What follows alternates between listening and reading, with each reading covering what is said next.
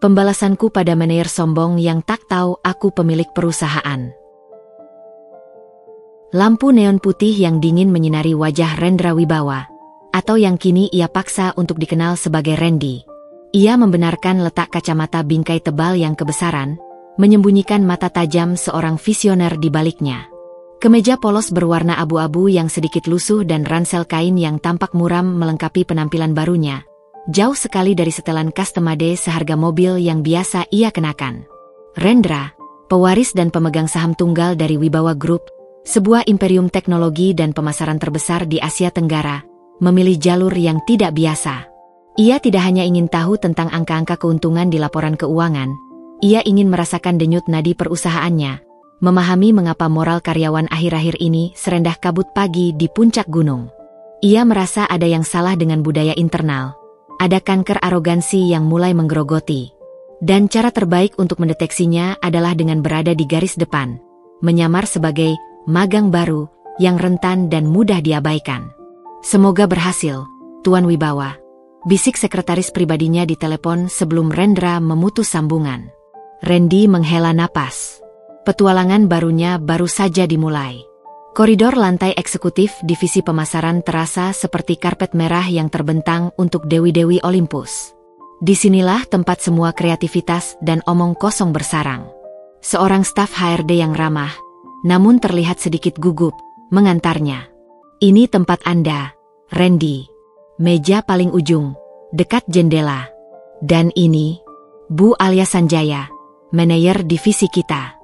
Beliau sangat efisien dan sangat menghargai waktu, ucap staf HRD itu dengan nada yang menyimpan sedikit ketakutan tersembunyi. Rendra mendongak. Di hadapannya berdiri Alia Sanjaya. Sosok Alia adalah personifikasi dari kesuksesan yang diukur oleh penampilan luar. Ia cantik, dengan rambut hitam lurus yang jatuh sempurna, mengenakan blus sutra berwarna emerald yang harganya mungkin setara dengan gaji 3 bulan Randy, dan sepatu hak tinggi yang bunyinya di lantai marmer terasa seperti palu godam yang memukul ego.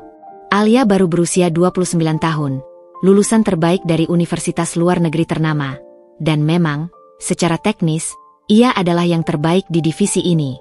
Namun, aura yang memancar darinya bukanlah inspirasi, melainkan es kutub yang membekukan. Alia bahkan tidak menoleh ke arah Randy atau staf HRD. Jari-jarinya mengetuk keyboard laptopnya dengan ritme yang terburu-buru. Randy? Oh, si anak magang. Kamu punya 10 menit untuk merapikan semua file ini ke dalam urutan kronologis. Ini adalah proyek klien, Gamma. Salah satu file saja yang hilang, dan saya pastikan kamu kembali ke lubang tempat kamu berasal. Jangan buang waktu saya. Alia berbicara tanpa menatap Randy, seolah Randy hanyalah perabotan baru yang kebetulan diletakkan di sudut ruangan. Ia menunjuk tumpukan berkas setinggi gunung yang diletakkan di meja Randy. Itu bukan hanya file, melainkan jejak kegagalan yang sengaja dibiarkan berantakan. Randy, atau Rendra, merasakan kemarahan dingin menjalar di tengkuknya. Ini bukan hanya tentang pekerjaan, ini adalah penghinaan. Ia, pemilik perusahaan ini, diperlakukan seperti debu. Namun, ia harus menjaga perannya. Baik, Bu Alia. 10 menit. Saya mengerti, jawab Randy dengan suara yang ia buat terdengar sedikit bergetar, mencerminkan ketakutan seorang anak magang. Alia akhirnya menoleh. Matanya yang tajam menyapu Randy dari kepala hingga kaki. Ada cibiran tipis di sudut bibirnya. Bagus. Cepat, Randy. Waktu adalah uang. Dan uang saya terlalu berharga untuk dihabiskan melihat kamu melamun. Randy segera duduk dan mulai menyortir berkas.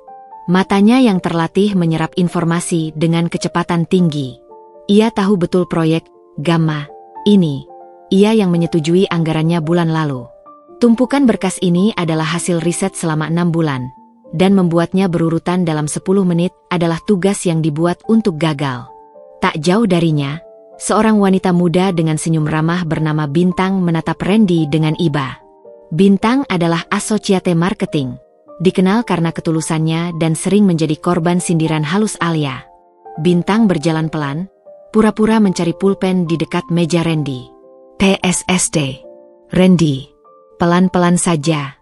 Itu mustahil diselesaikan dalam 10 menit. Dia hanya ingin melihatmu panik, bisik Bintang sambil berpura-pura mengacak-acak laci. Randy mendongak, matanya bertemu dengan mata Bintang yang penuh empati. Terima kasih, Bintang. Tapi saya tidak suka membuat orang menunggu. Bintang terkekeh pelan, menyadari ada sesuatu yang berbeda dari anak magang ini. Wajahnya terlihat lugu, tapi matanya sangat tenang, seperti danau di malam hari yang menyimpan kedalaman tak terduga. Tepat 9 menit 50 detik, Randy meletakkan tumpukan berkas yang kini tersusun rapi di sudut meja Alia. Ia meletakkan selembar kertas kecil di atasnya. Bu Alia, semua berkas proyek Gamma sudah saya urutkan kronologis. Dan ini daftar file yang hilang. Total ada 4 file kunci dari riset kuartal pertama. Saya asumsikan Anda ingin saya melacaknya. Randy berbicara dengan nada sangat sopan, tetapi kata-katanya menusuk. Alia terkejut. Ia tidak menyangka Randy bisa menyelesaikan tugas itu, apalagi menemukan bahwa ada file yang hilang. Wajahnya yang semula angkuh kini menampakkan sedikit kekesalan karena rencananya untuk mempermalukan Randy gagal. Tidak mungkin. Kamu pasti hanya melempar file-file itu secara acak. Alia bangkit, berjalan cepat ke meja dan mengacak-acak tumpukan itu sekilas. Semuanya tersusun sempurna. Saya sudah bilang, Bu, kronologis. Dan mengenai file yang hilang. Randy berhenti sejenak, membiarkan ketegangan merayap. 4 file itu, berjudul Kompetitor X Strategi Harga 2025, ada di Recycle Bin komputer Anda. Saya melihatnya saat saya menyalakan komputer Anda tadi. Seketika, seluruh ruangan hening. Alia mematung, ekspresinya antara marah, malu, dan sedikit ketakutan. Kehilangan data strategis dan menyalahkannya pada magang baru adalah hal yang memalukan. Ini menunjukkan kecerobohan yang serius. Kamu, lancang sekali. Siapa yang mengizinkanmu menyentuh Recycle Bin saya? Desis Alia, suaranya rendah dan penuh ancaman, seperti ular yang bersiap mematuk. Saya tidak bermaksud lancang, Bu. Hanya saja, jika data penting hilang, saya kira adalah tugas saya untuk memberitahu. Apalagi menyangkut proyek Gamma yang sangat krusial. Jawab Randy, mempertahankan tatapan lugunya. Bintang yang menyaksikan dari kejauhan tersenyum penuh kemenangan. Ia tahu Randy bukan sekadar anak magang biasa. Alia tahu ia kalah di ronde pertama ini. Ia harus segera membalik keadaan. Baik, ambil flash drive ini. Di dalamnya ada data yang harus kamu masukkan ke dalam spreadsheet ini. Selesai sebelum makan siang. Itu tugasmu selanjutnya. Dan Randy. Alia mencondongkan tubuhnya. Suaranya sangat rendah. Jangan pernah mencoba lebih pintar dari saya. Kamu tidak akan menang. Randy menerima flash drive itu dengan tangan yang sedikit bergetar. Akting yang sempurna. Saya hanya melakukan yang terbaik, Bu Alia. Saat Randy kembali ke mejanya, ia mengambil napas lega. Ini baru awal. Alia Sanjaya adalah contoh sempurna dari apa yang salah di perusahaannya. Ambisi tanpa etika, kecerdasan tanpa empati. Dan ia, Rendra Wibawa, akan memastikan bahwa pembalasannya bukan hanya sekadar pemecatan, melainkan pelajaran hidup yang tak terlupakan, sebuah katarsis yang akan membersihkan jiwa kotor perusahaannya dan, ia harap, jiwa Alia sendiri.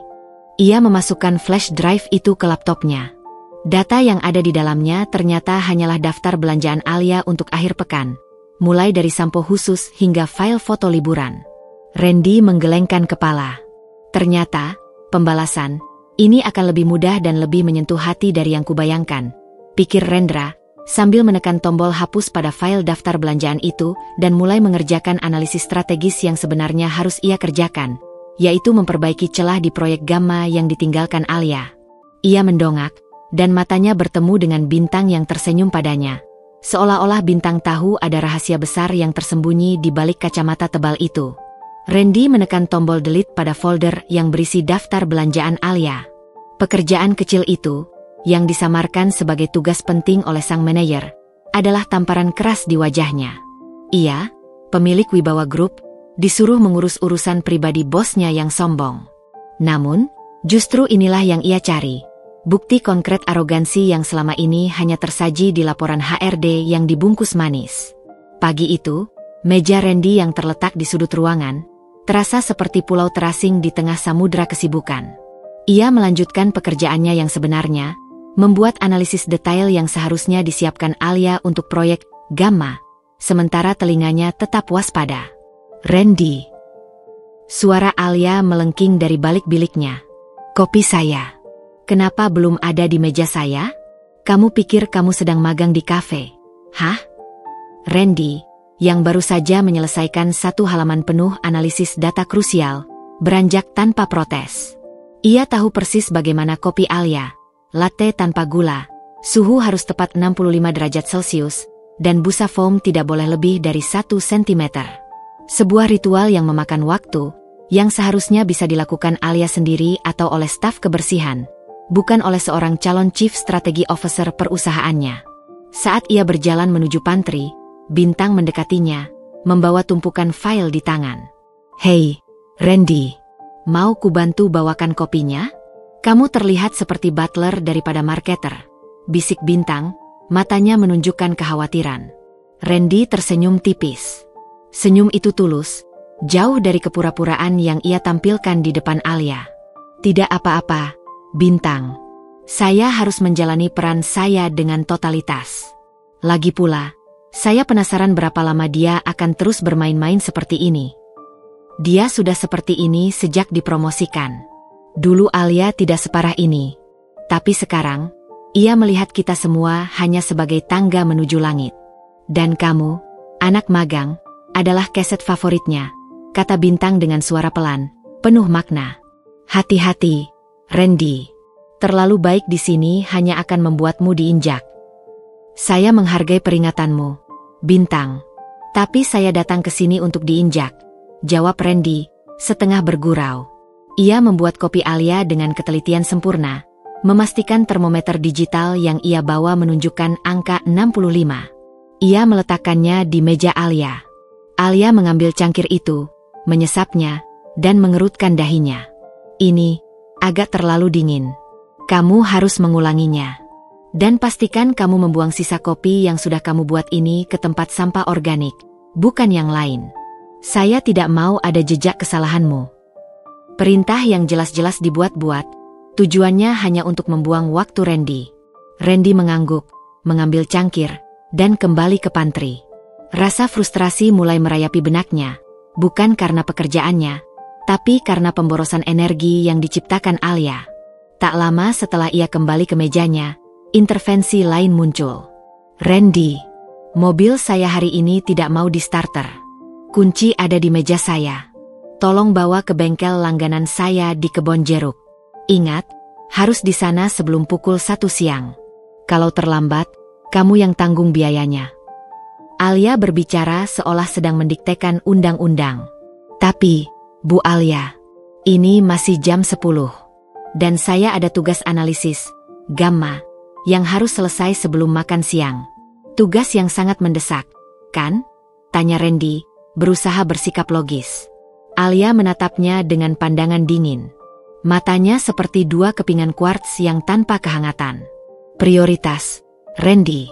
Mobil saya adalah prioritas. Analisis data itu bisa ditunda. Kamu hanya anak magang. Kamu tidak tahu apa-apa tentang jadwal klien. Lakukan sekarang.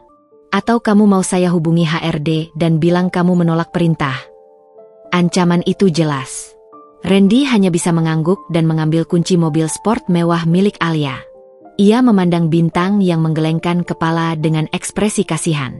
Randy menghabiskan 3 jam di perjalanan dan bengkel. Ia, CEO yang memiliki armada mobil mewah, kini menjadi sopir pribadi manajernya. Di bengkel, mekanik langganan Alia tersenyum simpul padanya. Oh, kamu anak buah baru Bu Alia, ya? Mobil ini baik-baik saja, nak. Cuma baterai remotenya habis. Bu Alia selalu menyuruh seseorang mengantar mobil ini ke sini hanya untuk hal-hal sepele. Mungkin dia kesepian, kata si mekanik sambil tertawa kecil. Hati Randy mencelos. Ini bukan hanya penindasan kerja. Ini adalah permainan psikologis yang kejam dan membuang-buang waktu. Alia menyuruhnya membuang 3 jamnya hanya untuk mengantar mobil yang tidak rusak. Saat kembali ke kantor menjelang pukul 1, Randy mendapati Alia sedang makan siang di mejanya, dengan santai membolak-balik majalah fashion. "Terima kasih atas bantuan MU, Randy. Kamu kembali tepat waktu. Bagus. Sekarang, mana laporan analisis Gamma MU? Saya minta sebelum makan siang, kan? Dan sekarang sudah lewat 15 menit. Kamu mengecewakan saya." Randy meletakkan kunci mobil dengan pelan. Ia tidak panik, tetapi ia harus menyampaikan punchline yang menyentil. "Maaf, Bu Alia. Saya tidak bisa menyelesaikan tugas analisis itu. Saya harus mengikuti prioritas yang Anda tetapkan. Mobil Anda adalah prioritas." Alia tertawa sinis. Tawa itu ringan namun tajam, melukai lebih dari kata-kata. "Oh, Randy, kamu ini bodoh atau pura-pura bodoh? Seorang marketer sejati harus tahu bagaimana melakukan multitasking. Saya menguji sense of urgency MU, dan kamu gagal total. Justru karena sense of urgency itu, saya harus mendahulukan mobil Anda yang rusak, Bu. Saya khawatir jika mobil itu tidak segera diperbaiki, Anda akan kesulitan berangkat ke acara amal yang Anda ikuti setiap Jumat sore," balas Randy dengan nada yang sangat tenang, suaranya mengandung makna tersembunyi. Alia terdiam. Wajahnya yang arogan tiba-tiba kehilangan warna. Mata Randy bertemu dengan matanya, dan tatapan Randy saat ini bukanlah tatapan magang, melainkan tatapan seorang atasan yang tahu segalanya. "Dari mana kamu tahu tentang acara amal itu?" tanya Alia, nadanya berubah menjadi waspada, menyiratkan bahwa Randy telah melewati batas yang tidak boleh dilanggar. "Saya hanya menebak, Bu. Mengingat seorang manajer berdedikasi seperti Anda pasti memiliki kegiatan sosial yang mulia di luar pekerjaan," jawab Randy diplomatis, menyelamatkan diri dari jebakan yang ia buat sendiri. Ia sengaja menyinggung acara amal itu, sebagai penanda halus bahwa ia tahu ada sisi lain dari Alia. Alia kembali ke mode sombongnya, mencoba menutupi keterkejutannya. "Jangan urusi urusan pribadi saya, Randy. Tugasmu adalah bekerja. Sekarang, kamu lembur sampai laporan analisis itu selesai. Saya akan memanggil driver pribadi saya untuk menjemput saya nanti. Kamu tidak diperlukan." Perintah lembur itu jelas merupakan hukuman. Bintang, yang mendengar seluruh percakapan, memberinya isyarat dengan matanya agar Randy tidak menyerah.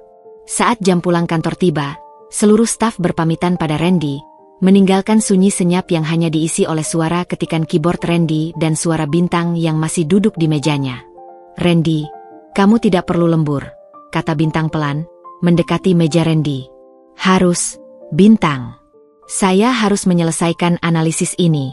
Ini pekerjaan penting," jawab Randy. Bintang kemudian melakukan hal yang tidak terduga. Ia mengeluarkan laptopnya dan duduk di sebelah Randy. "Kalau begitu, aku temani. Aku akan membantumu mengecek data. Bukankah lebih baik kita melakukannya berdua daripada kamu sendirian melawan kesombongan itu?" Randy menatap Bintang. Di mata Bintang tidak ada rasa kasihan, hanya ada ketulusan dan keberanian. Bantuan ini terasa seperti oasis di tengah gurun penindasan. "Kamu tidak perlu melakukannya, Bintang. Nanti kamu bisa dimarahi Alia." "Biarkan saja. Alia sudah memarahi kami setiap hari. Aku hanya lelah melihat orang baik sepertimu diperlakukan seperti itu. Lagi pula, aku ingin tahu, Randy, sebenarnya siapa kamu? Kamu bukan sekadar anak magang. Kamu punya api yang membara di balik kacamata itu," bisik Bintang, menantang Randy dengan tatapan mata yang ingin tahu. Randy tersenyum tulus, senyum Rendra Wibawa yang sesungguhnya. Senyum itu memancarkan kehangatan dan rasa terima kasih. "Saya hanya seorang pria yang ingin belajar, Bintang. Dan saat ini, saya belajar banyak hal dari manajer Alia dan dari ketulusanmu." "Terima kasih," ucap Randy, suaranya dipenuhi janji bahwa kebaikan Bintang tidak akan ia lupakan. Lembur malam itu menjadi jembatan emosional yang kuat antara Randy dan Bintang, mengukir alur romansa yang tulus. Sementara itu, Alia di rumahnya, merasakan sedikit kegelisahan. Ia tahu Randy terlalu cerdas, dan ia merasa seperti sedang berhadapan dengan bayangan misterius yang ia tidak bisa sentuh. Konflik penindasan yang konyol ini justru semakin memperkuat motivasi Randy. Ia tidak hanya ingin menghukum Alia, Ia ingin menyelamatkan jiwa perusahaannya, dan mungkin jiwa Alia sendiri. Penindasan keseharian ini adalah bensin yang menyalakan api pembalasannya. Cahaya pagi menyentuh jendela divisi pemasaran, membawa serta energi baru yang kontras dengan kelelahan Randy dan Bintang. Mereka berhasil menyelesaikan laporan analisis, gamma, hingga larut malam. Rasa kantuk memang membebani, tetapi ada kemenangan kecil yang terasa hangat di dada mereka. Saat Randy meletakkan hard copy laporan di meja Alia, ia mendapati Bintang sudah menunggunya dengan 2 cangkir kopi, yang kali ini dibuat Bintang dengan suhu dan racikan yang sempurna. Ambil ini. Latte hangat, bukan 65 derajat. Ini kopi pejuang, bisik Bintang, matanya yang ramah bersinar. Terima kasih, Bintang. Kamu penyelamat, jawab Randy sambil menyesap kopi itu. Rasanya jauh lebih enak daripada kopi yang ia buat untuk Alia. Aku berutang budi padamu. Utangmu lunas kalau kamu janji tidak terlalu ambil hati setiap kali Alia menyuruhmu membeli sereal kesukaannya, atau mencuci piring di pantry. Bintang bercanda, tetapi matanya penuh makna. Tak lama kemudian, Alia tiba. Seperti biasa, ia datang dengan langkah tegap yang penuh percaya diri, seolah karpet merah selalu terhampar di bawah kakinya. Ia melihat laporan di mejanya dan mendengus. Sudah selesai? Saya harap isinya tidak seburuk penampilanmu, Randy. Semua sudah diperiksa 2 kali, Bu Alia. Analisis kompetitor sudah diperbaharui. Data forecasting sudah diverifikasi dengan standar kuartal 2, jawab Randy datar. Alia mengambil laporan itu dan langsung meninggalkannya. Kita lihat nanti di rapat. Jika ada kesalahan sekecil apapun, kamu dan Bintang, karena saya tahu dia pasti ikut campur, akan menghadapi konsekuensinya. Ancaman Alia terasa seperti pedang yang diacungkan di leher. Rapat besar divisi pemasaran dijadwalkan pukul 10. Ini adalah presentasi final proyek Horizon, proyek unggulan yang dipimpin langsung oleh Alia, jauh lebih penting daripada proyek Gamma. Kesuksesan proyek ini akan menentukan bonus besar untuk seluruh divisi, dan secara tidak langsung, karir Alia di jajaran direksi. Seluruh staf berkumpul di ruang rapat yang mewah. Alia berdiri di depan, dengan setelan power suit yang memancarkan dominasi. Ia terlihat percaya diri, memancarkan aura ratu yang siap memanen kekuasaan. Selamat pagi, semua. Kita akan membahas proyek Horizon. Proyek ini adalah wajah baru Wibawa Group. Kita akan menunjukkan pada Dewan Direksi bahwa divisi pemasaran di bawah kepemimpinan saya adalah yang terbaik. Alia berbicara dengan intonasi yang memukau. Presentasi dimulai dengan mulus. Alia menyajikan data dengan fasih, memamerkan keahliannya. Sampai pada slide ke-15, yang merupakan inti dari strategi digital, tiba-tiba, proyektor mati. Ruangan menjadi gelap sesaat, sebelum lampu otomatis menyala kembali. Proyektor tetap gelap. Kepanikan mulai terasa di udara. Teknisi IT dipanggil, tetapi ia sedang cuti.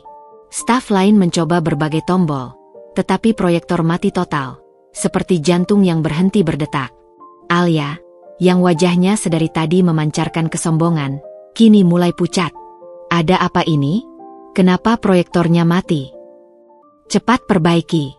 Kita sudah membuang-buang waktu. Bentaknya, suaranya terdengar panik. Maaf, Bu Alia.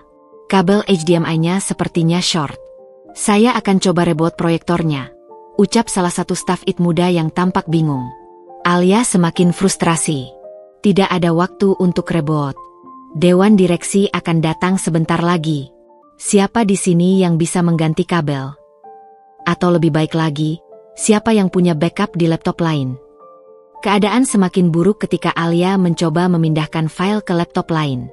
Tiba-tiba, layar laptopnya memunculkan pesan horor. Error 404, file not found. Data corrupted. Wajah Alia langsung berubah menjadi kanvas kepanikan. Ia tahu betul, file itu adalah master file presentasi. Jika hilang, proyek ini akan dianggap gagal. Tidak mungkin. Data ini, pasti ada virus. Kalian para staf IT, kenapa tidak bisa menjaga keamanan data saya? Alia berteriak, menimpakan kesalahan ke semua orang di ruangan itu, tanpa memedulikan tatapan sinis dari staf senior. Di tengah kekacauan itu, Randy berdiri dari kursinya. Ia berjalan tenang menuju proyektor, menyentuhnya sebentar, lalu beralih ke laptop Alia. "Bu Alia, permisi. Saya bisa membantu," ujar Randy dengan suara yang sangat tenang, seolah ia sedang meminta izin untuk mengambil pulpen. "Kamu? Apa yang kamu tahu, anak magang? Jangan sentuh apapun. Kamu hanya akan memperburuk keadaan." Alia menepis tangan Randy. "Sebentar, Bu Alia. Proyektornya tidak rusak," kata Randy, tidak terintimidasi. "Saklarnya saja yang tertutup debu. Perlu sedikit tekanan di sini." Randy menekan tombol power proyektor dengan cara tertentu, dan klik, proyektor menyala. Cahaya kembali memenuhi layar, tetapi layar laptop Alia masih menunjukkan pesan error. "Proyektornya sudah hidup, Bu. Tapi data Anda..." Randy menunjuk layar. "Saya bisa mengambilnya kembali." Alia menatap Randy dengan pandangan antara marah dan putus asa. "Omong kosong. Data sudah korup. Saya harus membuat ulang semuanya." "Tidak perlu, Bu. Saya lihat filenya hanya terlindungi oleh ekstensi yang salah. Mungkin saat Anda terburu-buru memasukkan data dari flash drive kemarin malam, terjadi misread system. Saya bisa memulihkan filenya dalam 2 menit, kata Randy, sambil tanpa menunggu persetujuan Alia, ia dengan cepat membuka menu command prompt di laptop Alia. Jari-jari Randy menari di atas keyboard dengan kecepatan dan keahlian yang sangat mencengangkan. Itu bukan sekadar ketikan, melainkan simfoni coding yang hanya bisa dikuasai oleh seorang tech genius sejati. Staff It yang tadi panik kini mendekat, mengamati apa yang dilakukan Randy dengan napas tertahan. Dalam waktu kurang dari 2 menit, layar laptop Alia yang tadinya menampilkan pesan error kini menampilkan file presentasi proyek Horizon yang utuh dan siap dipresentasikan. Ruangan rapat senyap. Keahlian Randy yang jauh di atas seorang magang, bahkan di atas staff It senior, terekspos jelas.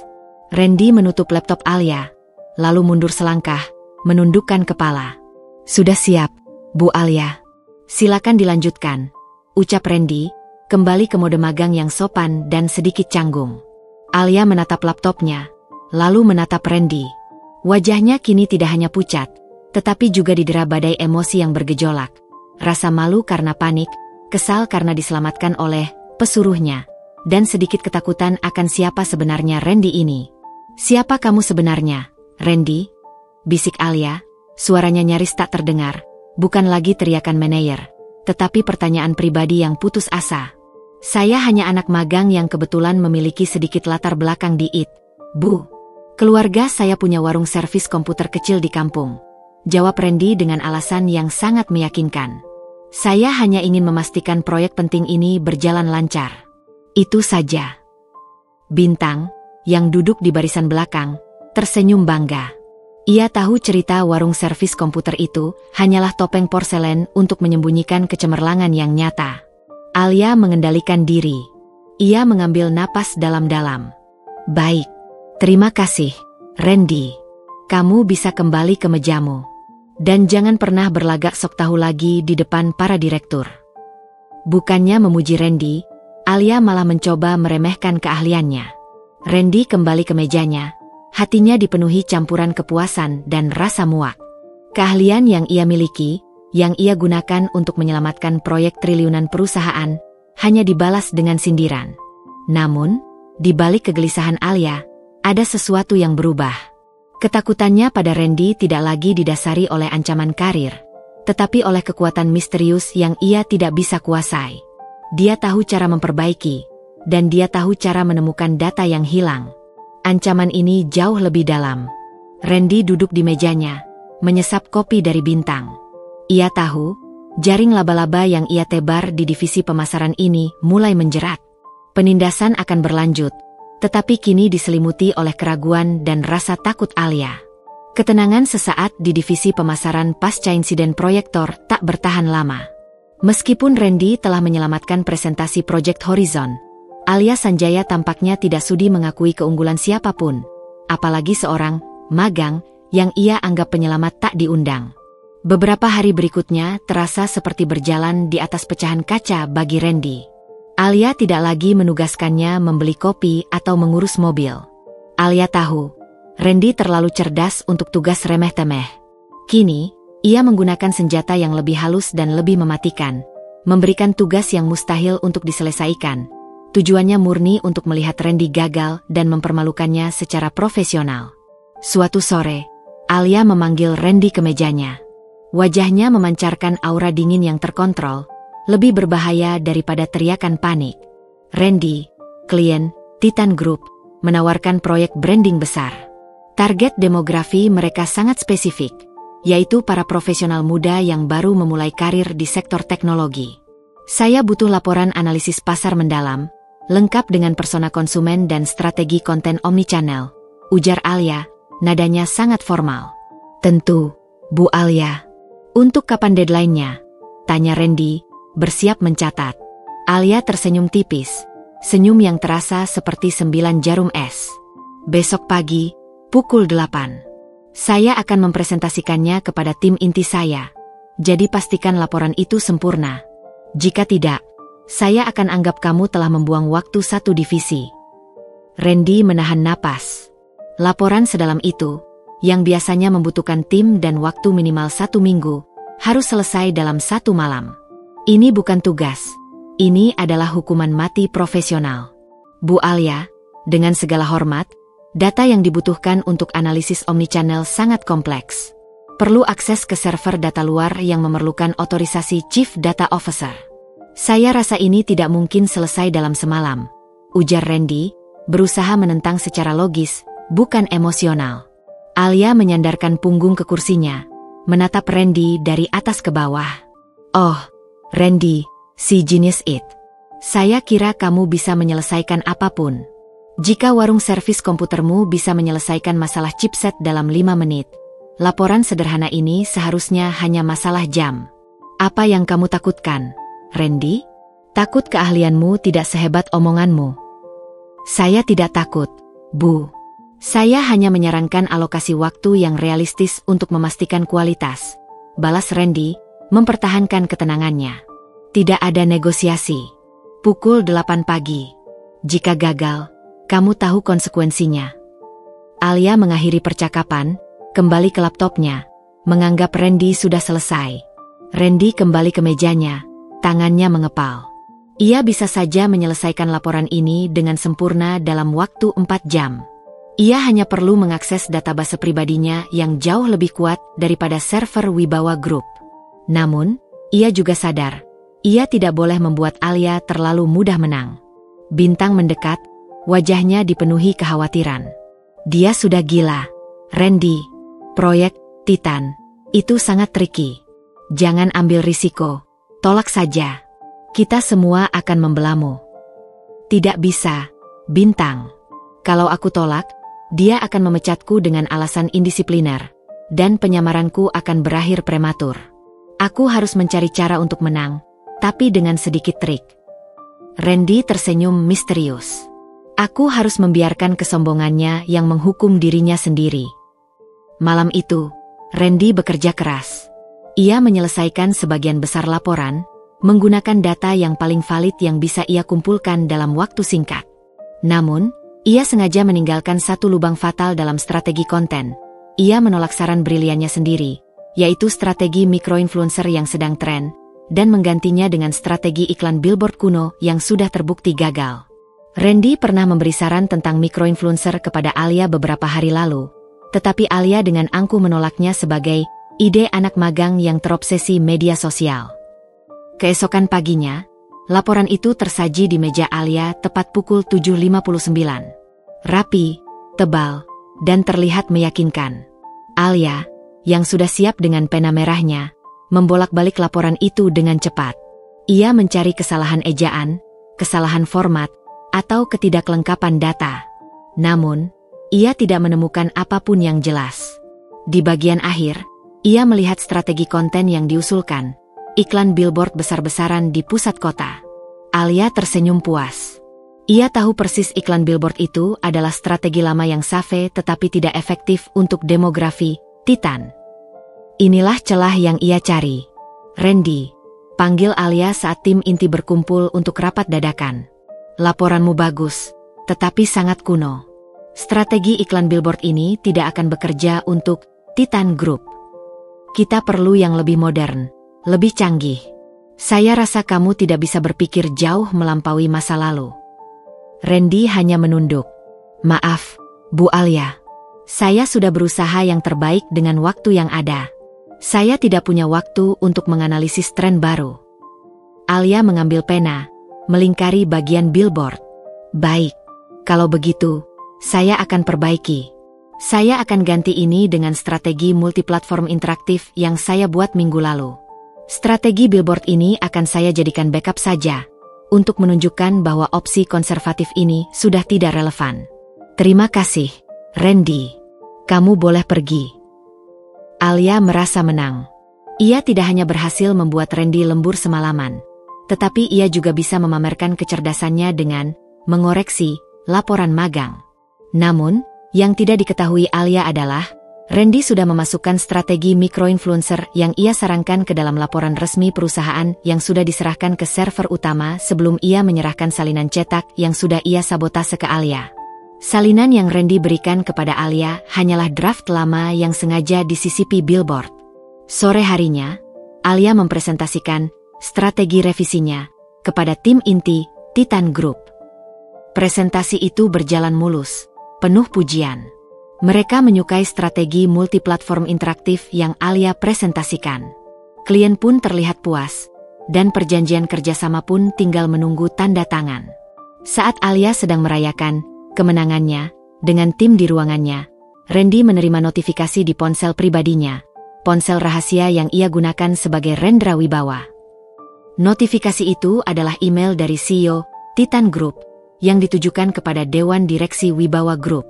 Subjek: pembatalan presentasi dan keraguan atas strategi pemasaran. Kepada Dewan Direksi Wibawa Group, kami sangat mengapresiasi presentasi yang dipimpin oleh Bu Alia Sanjaya hari ini. Strategi interaktif Anda memang brilian. Namun, kami menemukan adanya kebocoran data yang sangat serius. Tim kami baru saja menemukan sebuah draft laporan yang disajikan kepada tim internal Wibawa Group, yang secara eksplisit menyarankan strategi iklan billboard kuno. Kekonservatifan ini, yang kami yakini ditujukan untuk Titan Group sebagai opsi backup di menit terakhir, menunjukkan bahwa tim Anda masih mempertimbangkan solusi pemasaran yang sudah usang dan terbukti gagal di pasar kami. Hal ini menimbulkan keraguan mendalam kami terhadap kompetensi dan integritas tim pemasaran Wibawa Group. Kami memutuskan untuk menunda penandatanganan kontrak hingga kami mendapatkan klarifikasi mengenai inkonsistensi strategis ini. Hormat kami, CEO Titan Group. Rendra tersenyum tipis. Alia telah mengambil umpan. Karena kesombongannya, Alia mengambil salinan yang Randy sengaja buat, memamerkannya, dan kini dokumen draft yang seharusnya dibuang itu justru menjadi bukti aib yang bocor ke klien. Alia tidak sadar bahwa draft yang ia anggap remeh itu telah terunggah ke shared drive divisi, dan oleh klien dianggap sebagai rencana B yang sangat meragukan. Randy mendongak. Ia melihat Bintang menatapnya dengan pandangan penuh tanya, seolah merasakan ada badai yang mendekat. Tak lama, teriakan Alia memecah kesunyian sore itu. Teriakan itu menggema, penuh kepanikan yang nyata. Randy, kamu masuk ke ruangan saya sekarang. Randy tahu, konflik klimaks sudah semakin dekat. Alia pasti telah melihat email dari Titan Group. Ia telah membiarkan kesombongannya menenggelamkan dirinya sendiri.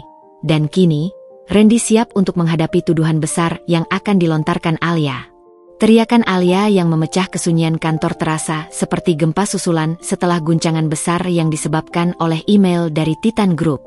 Randy memasuki ruangan Alia, yang kini tidak lagi tampak seperti ruangan manajer yang berkuasa, melainkan medan perang pribadi. Dokumen-dokumen berserakan di meja, dan Alia berdiri tegak dengan tangan mengepal, wajahnya memerah karena amarah dan rasa malu. Kamu yang melakukannya, kan, Randy? Kamu sengaja memasukkan strategi bodoh itu ke draft agar saya terlihat buruk. Alia menuduh tanpa jeda, matanya memancarkan api tuduhan. Randy berdiri dengan tenang, membiarkan badai itu berlalu sebentar. Maaf, Bu Alia. Saya tidak mengerti maksud Anda. Laporan yang saya serahkan sudah sesuai permintaan Anda. Saya bahkan mencantumkan catatan bahwa itu adalah opsi konservatif, seperti yang Anda minta saat kita membahasnya. Jangan pura-pura bodoh. Kenapa draft itu bisa bocor ke Titan Group? Itu adalah dokumen internal. Kamu yang mengunggahnya. Kamu ingin membalas dendam karena saya menyuruhmu lembur. Saya tidak punya akses untuk mengunggah dokumen tanpa izin Anda ke shared drive divisi, Bu. Bukankah semua dokumen harus diverifikasi oleh Anda dulu? Randy kembali menyerang dengan logika, menggunakan sistem yang Alia sendiri ciptakan untuk mengekang bawahan. Jika ada kebocoran, bukankah itu berarti ada celah keamanan dalam pengawasan manajer? Pertanyaan itu menampar Alia lebih keras daripada tuduhan apapun. Alia terhuyung mundur selangkah. Ia tahu, Randy benar. Hanya Alia atau asisten seniornya, yang tidak ada saat itu, yang bisa mengunggah draft ke shared drive untuk diakses tim inti. Alia pasti melakukannya dalam kepanikan atau kesombongan sebelum presentasi, ingin memamerkan bahwa ia punya opsi lain di saku. Keluar. Saya tidak mau melihat wajahmu. Saya akan mencari tahu siapa yang bertanggung jawab atas kebocoran ini. Tapi ingat, Randy, saya akan menemukan cara untuk menjatuhkanmu. Alia mengakhiri pertengkaran itu dengan nada mengancam yang putus asa. Randy keluar dari ruangan Alia. Ia merasa menang, tetapi kemenangan itu terasa hampa. Ia melihat kepanikan dan keputusasaan Alia. Sosok yang tadinya ia anggap sebagai simbol kejahatan korporat kini tampak seperti wanita muda yang rapuh dan ketakutan kehilangan segalanya. Sore itu, Randy pulang lebih awal. Ia memutuskan untuk mengunjungi panti asuhan Kasih Bunda, tempat ia rutin menyumbang dan menghabiskan waktu, jauh dari hiruk-pikuk Wibawa Group. Tempat itu adalah jangkar bagi jiwanya, tempat ia bisa menjadi Rendra sejati. Saat ia memarkirkan mobil butut pinjamannya di sudut jalan, pemandangan yang tak terduga menyambutnya. Di halaman panti asuhan yang teduh, dikelilingi oleh anak-anak yang tertawa riang, ada seorang wanita yang ia kenal. Ia mengenakan kaos oblong biasa dan celana jeans, rambutnya diikat sederhana. Ia sedang duduk di tanah, dengan sabar membantu seorang anak laki-laki penyandang disabilitas mewarnai gambar. Anak itu tertawa geli, dan tawa itu menular ke wanita tersebut. Itu adalah Alia Sanjaya. Wajah Alia di sini sangat berbeda. Tidak ada make up mahal, tidak ada ketegasan di matanya, dan tidak ada arogansi yang membeku. Ia terlihat tulus, hangat, dan sangat penyayang. Ia bahkan berjongkok, membiarkan anak itu menyandarkan kepalanya di bahunya. Randy mematung di tempatnya. Ia menyadari, Alia datang ke tempat ini bukan untuk pencitraan, karena panti asuhan ini sangat tersembunyi dan tidak ada kamera. Ia datang karena panggilan hati. Seorang biarawati, Suster Maria, menghampiri Randy. Selamat datang, Randy. Kamu sudah lama tidak datang. Suster Maria, sapa Randy pelan, matanya masih terpaku pada Alia. Saya sedang sibuk. Dia, siapa wanita itu, Suster? Suster Maria tersenyum lembut. Oh, dia? Dia Alia. Pahlawan rahasia kami. Dia sudah bertahun-tahun membantu di sini, bukan hanya menyumbang uang, tapi juga waktu dan tenaganya. Dia yang mendanai program terapi seni untuk anak-anak kita. Dia sangat baik hati, Randy. Sedikit kaku memang, tapi hatinya emas.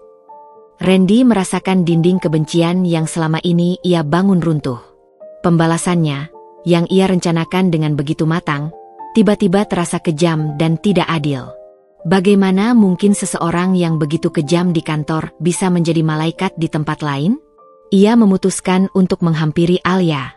Ia berjalan pelan, berusaha tidak mengganggu interaksi Alia dan anak-anak. Alia mendongak saat Randy mendekat. Wajahnya seketika berubah. Senyumnya lenyap, digantikan oleh ekspresi terkejut dan sedikit ketakutan. Randy, apa yang kamu lakukan di sini? Apa kamu menguntit saya? Alia berdiri, insting defensifnya langsung bangkit. Tidak, Bu Alia. Saya juga relawan di sini, jawab Randy jujur. Saya datang ke sini setiap minggu. Dan sejujurnya, saya tidak menyangka melihat Anda di sini. Ini sangat berbeda. Alia menyilangkan tangan, berusaha membangun kembali tembok arogansinya, meskipun ia mengenakan kaos kumal. Jangan coba-coba mencari-cari kelemahan saya, Randy. Apa yang saya lakukan di luar kantor bukan urusanmu. Dan jangan pernah berani menceritakan ini kepada siapapun di perusahaan. Paham? Randy menggeleng pelan. Saya tidak akan menceritakan ini, Bu Alia. Saya tidak mencari kelemahan Anda. Saya hanya mencari sisi manusia Anda. Dan saya menemukannya. Anda adalah orang yang baik, Bu Alia. Tapi kenapa Anda memilih menjadi begitu kejam di kantor? Pertanyaan tulus itu menghantam Alia. Matanya berkaca-kaca sesaat, menunjukkan kerentanan yang ia sembunyikan rapat-rapat. Kamu tidak tahu apa-apa tentang hidup saya, Randy. Di kantor, saya harus menjadi Alia yang kejam. Jika tidak, saya akan dihancurkan. Ini adalah dunia yang keras, bisik Alia. Suaranya mengandung nada kepahitan yang dalam. Randy menatapnya dengan pandangan penuh pengertian, bukan sebagai magang, melainkan sebagai pewaris yang memahami tekanan kekuasaan. Semua orang menghadapi tekanan, Bu Alia. Tapi tekanan tidak seharusnya menjadi alasan untuk merendahkan orang lain. Terutama orang-orang yang bekerja keras untuk Anda, kata Randy lembut. Momen canggung itu diputus oleh panggilan seorang anak. Kak Alia, kenapa berdiri saja? Ayo, bantu kami membuat origami. Alia melihat anak itu, dan senyum tulusnya kembali. Ia menghela napas, menatap Randy sekali lagi. Saya harus kembali bekerja. Lupakan apa yang kamu lihat, Randy. Di kantor, kita adalah atasan dan bawahan. Di sini, kita tidak pernah bertemu. Alia berbalik, kembali ke anak-anak, menyembunyikan sisi lembutnya. Randy berdiri di sana, terperangkap dalam keraguan yang dalam. Pembalasan yang ia rencanakan, memecat Alia secara memalukan, kini terasa seperti melukai dua orang sekaligus. Alia si manajer arogan, dan Alia si pahlawan panti asuhan. Ia menyadari, pembalasan sejatinya haruslah memanusiakan, bukan menghancurkan. Ia harus mencari cara agar Alia si pahlawan bisa mengalahkan Alia si manajer sombong, di tempat kerja itu sendiri. Tujuan misinya mulai berubah. Perjumpaan Randy dan Alia di panti asuhan Kasih Bunda menjadi benang kusut yang sulit diurai. Di kantor, Alia semakin tegang. Ia tahu Randy melihat kerentanan terbesarnya. Ketakutan itu bercampur dengan keputusasaan akibat kegagalan proyek Titan Group. Kegagalan itu kini memicu audit internal yang panas. Randy, yang kini memiliki keraguan etis tentang pembalasannya, memutuskan untuk memberi Alia kesempatan terakhir untuk bersikap adil. Ia bahkan mencoba memberikan petunjuk halus mengenai cara memulihkan hubungan dengan Titan Group. Suatu pagi, saat tidak ada orang di pantry, Randy mendekati Alia yang sedang mengisi air. Bu Alia, mengenai Titan Group, mereka tidak keberatan dengan strateginya. Mereka keberatan dengan integritas. Mereka perlu bukti bahwa Anda tidak sembrono, ujar Randy pelan. Alia menoleh, matanya waspada. Saya sudah bilang jangan ikut campur urusan saya. Kamu pikir kamu siapa? Menasihati saya. Saya hanya magang yang kebetulan tahu klien, jawab Randy. Coba kirimkan laporan analisis kuartal 2 yang saya buat sebelum ini. Tunjukkan bahwa perencanaan Anda jauh lebih detail. Itu akan meredakan ketegangan. Alia mendengus, tetapi matanya memancarkan sedikit pertimbangan. Saya tidak butuh saranmu. Saya akan urus ini sendiri. Namun, di dalam hatinya, Alia mulai mempertimbangkan saran Randy. Sisi baiknya, yang ia tunjukkan di panti asuhan, sedang berjuang melawan sisi arogan manajer korporatnya. Sayangnya, sebelum Alia sempat mengambil langkah yang benar, bencana besar melanda Wibawa Group. Pukul 2 siang, lonceng alarm krisis berbunyi nyaring di seluruh gedung. Layar komputer seluruh divisi pemasaran, termasuk milik Alia dan Bintang, tiba-tiba menunjukkan layar hitam dengan tulisan merah menyala. Data encrypted. Pay the ransom. Terjadi serangan ransomware masif. Bukan hanya divisi pemasaran, tetapi seluruh server utama perusahaan lumpuh. Ratusan juta data pelanggan dan proyek penting dibajak dalam sekejap mata.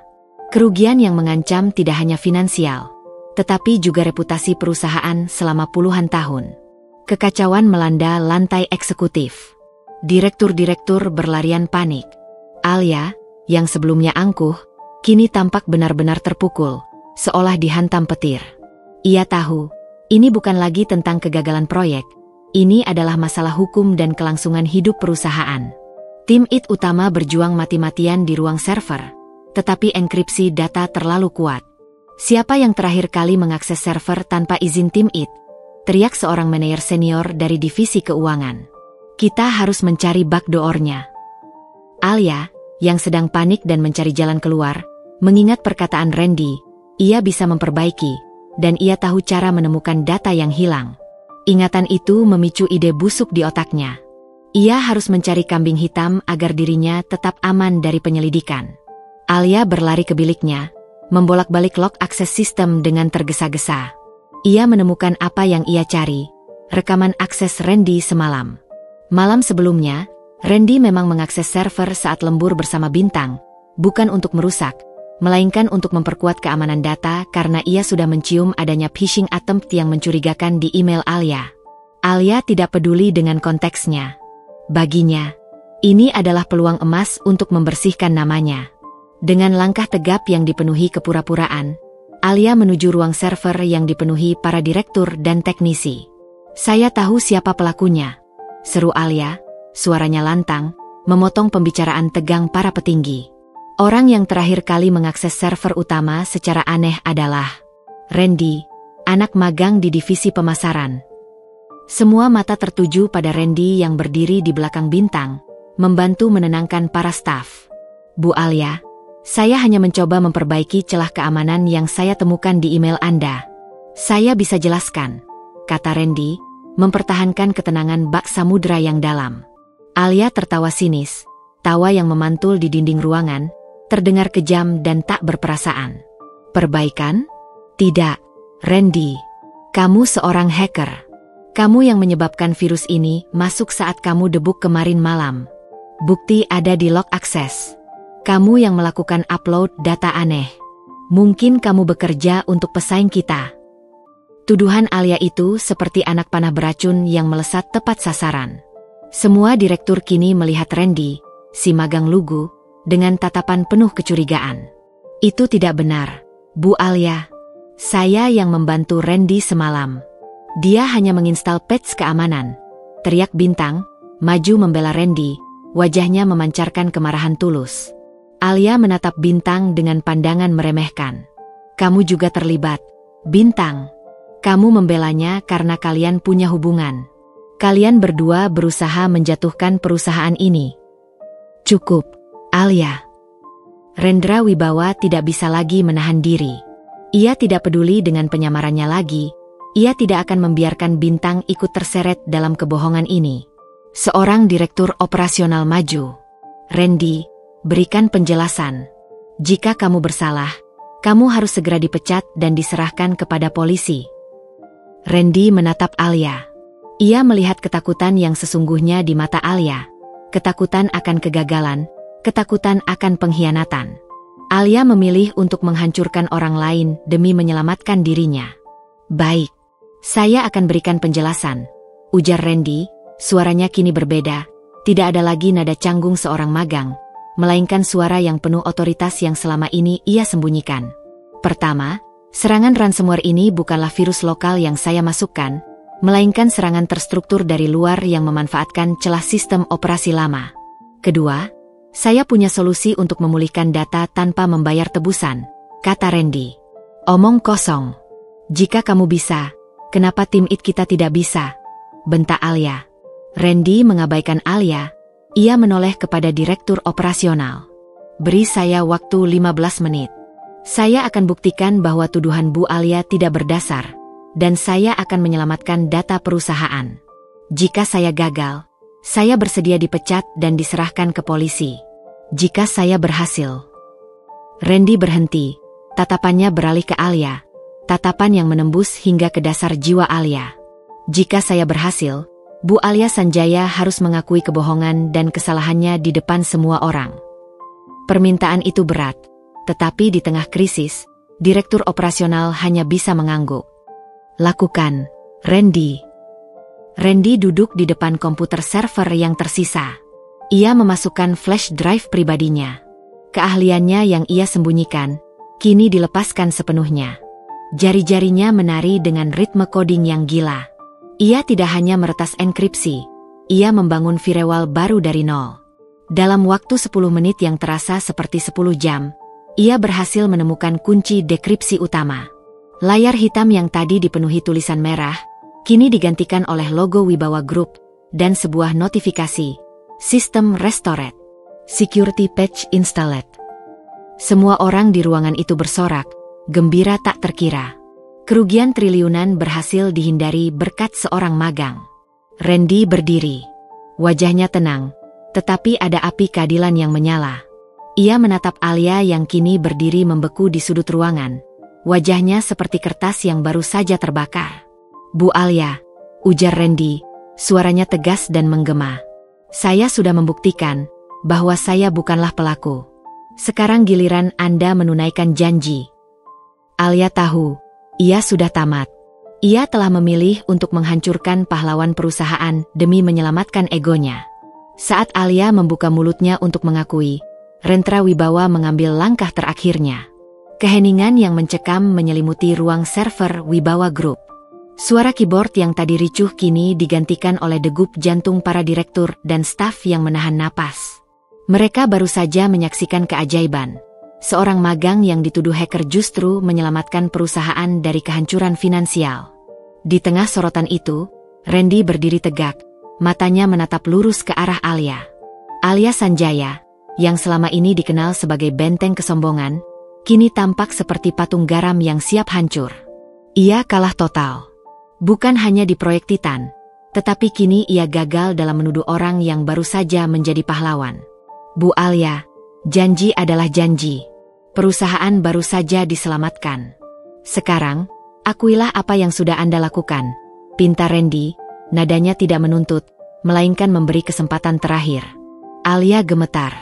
Sisi baiknya, Alia si pahlawan panti asuhan, berbisik keras di dalam hatinya, memaksanya untuk jujur.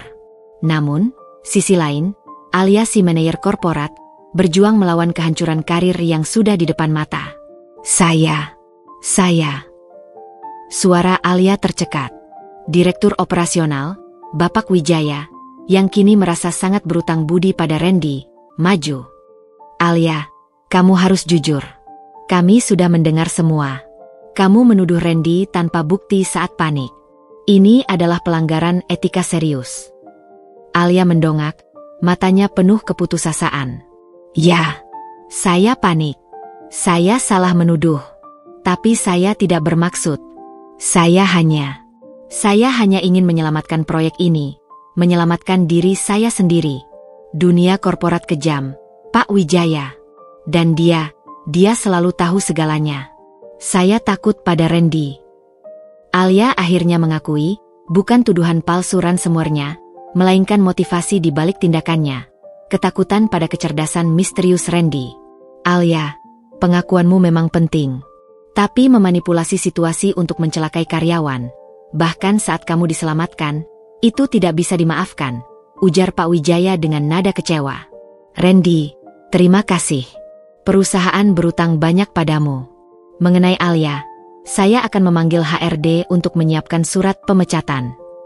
Kata "pemecatan" itu menggema di ruangan. Wajah Alia memucat hingga ke bibir. Ia menutup mata, menerima nasibnya. Bintang maju, memegang lengan Randy. "Randy, kamu hebat.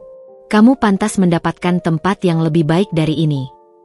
Namun, saat Pak Wijaya hendak meraih gagang telepon, Randy mengangkat tangan, menginterupsi. "Permisi, Pak Wijaya. Sebelum Anda melakukan apapun, saya ada satu hal lagi yang harus disampaikan." Randy menoleh, menatap Alia yang kini membuka mata dan menatapnya dengan pandangan kosong. "Bu Alia, saya menghargai pengakuan Anda." Randy kemudian berjalan menjauh dari kerumunan, menuju pintu ruang server. Ia mengeluarkan ponsel lamanya, ponsel yang ia gunakan sebagai Randy, si magang, dan tersenyum. "Selamat siang, semuanya. Saya tidak bisa menerima keputusan pemecatan Bu Alia. Semua orang di ruangan itu kebingungan. Alia menatap Randy dengan tatapan aneh. Kenapa? Kamu kasihan padaku, Randy? Saya tidak butuh belas kasihanmu. Bukan belas kasihan, Bu Alia. Hanya saja. Randy tersenyum misterius. Ia kemudian mengeluarkan ponsel lain dari saku dalamnya, ponsel cerdas premium yang berkilauan. Ponsel itu berdering. Layar menunjukkan panggilan dari nomor yang bertuliskan, Sekretaris Utama Wibawa Group. Randy menjawab panggilan itu, dan dengan satu gerakan sengaja, ia mengaktifkan loudspeaker. Suara Sekretaris Utama Wibawa Group terdengar jelas, membelah keheningan. Selamat siang, Tuan Wibawa. Seluruh Dewan Direksi mendesak rapat darurat. Mereka panik karena serangan ransomware dan ingin segera mendapat arahan dari Anda. Kami juga sudah menyiapkan dokumen persetujuan take-over perusahaan supplier di Bandung sesuai permintaan Anda. Kapan Anda akan kembali ke kantor pusat? Seketika, seluruh ruangan membeku, seolah waktu berhenti berdetak. Para direktur, termasuk Pak Wijaya, menatap Randy, lalu menatap handphone Randy, lalu menatap Randy lagi. Ekspresi mereka adalah campuran antara syok, horor, dan realisasi yang mengerikan. Rendra, sang pemilik perusahaan, menarik napas dalam-dalam. Ia dengan gerakan lambat melepaskan kacamata tebal yang menyamarkan matanya. Ia merapikan kemeja bututnya, dan dalam sekejap, aura, magang, itu lenyap, digantikan oleh aura kekuasaan yang tak terbantahkan. Matanya, yang tadinya terlihat lugu, kini memancarkan ketajaman seorang pemimpin. Ia melangkah kembali ke tengah ruangan, bukan sebagai Randy, tetapi sebagai Rendra Wibawa. Maaf atas penyamaran ini. Selamat siang. Saya Rendra Wibawa, ucapnya dengan suara yang kini penuh otoritas, suara yang selalu mereka dengar di conference call yang tertutup. SS saya, Tuan Wibawa. Pak Wijaya tercekat, wajahnya berubah sepucat hantu. Ia segera membungkuk, diikuti oleh direktur-direktur lainnya. Alia Sanjaya, yang beberapa detik lalu siap menghadapi pemecatan, kini merasakan bumi runtuh di bawah kakinya. Ia menatap Randy, tidak, Rendra, dengan mata melebar, tidak mampu mengucapkan sepatah kata pun. Semua hinaan, semua tugas aneh, semua ancaman yang ia lontarkan selama berminggu-minggu, kini kembali menghantamnya seperti tsunami penyesalan. Bintang, yang berdiri di samping Randy, menutup mulutnya. Ia tahu Randy istimewa, tetapi ia tidak pernah menduga bahwa magang yang ia belanya adalah raja dari imperium tempat mereka bekerja. Rendra Wibawa mengabaikan para direktur yang kini berebut meminta maaf. Ia berjalan mendekat ke Alia, menatap lurus ke matanya. Dan mengenai Bu Alia Sanjaya, Pak Wijaya, ujar Rendra, suaranya dingin dan tegas, Anda tidak bisa memecatnya. Karena hanya saya yang memiliki otoritas untuk memecat seorang manajer divisi pemasaran. Alia menutup matanya lagi. Ia tahu, pembalasannya tidak akan secepat pemecatan. Ini akan lebih buruk. Ini akan menjadi penghinaan publik yang sempurna. Rendra tersenyum kecil.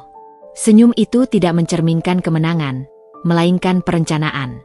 Pembalasan saya pada manajer sombong ini, bukanlah pemecatan, melainkan perubahan, ujar Rendra, mengumumkan kalimat yang menjadi inti dari misi barunya. Rendra menoleh kepada semua orang yang kini menahan napas. Serangan ransomware ini membuktikan bahwa perusahaan kita memiliki masalah yang lebih dalam dari sekadar sistem, masalah hati dan moralitas.